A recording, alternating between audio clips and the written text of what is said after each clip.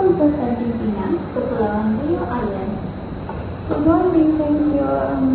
What traditional food from this year? One of the famous food in Tanjung Pinang is gonggong.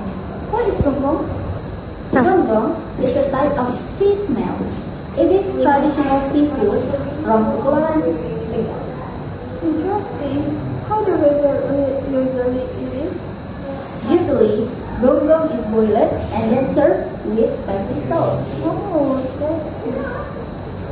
Yes, it has soft texture and delicious taste.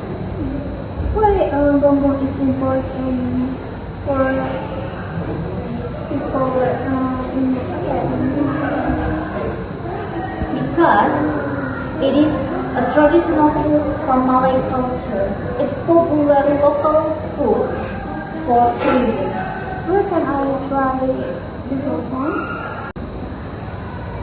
Of course, you can find this seafood at many restaurant seafood in Tanjung Pinang or in Bintan. Okay, great. I want to try another. Of course, I hope you enjoy your food and your visit here. Okay, thank you very much. Thank you very much. Have a nice day. Bye. Bye.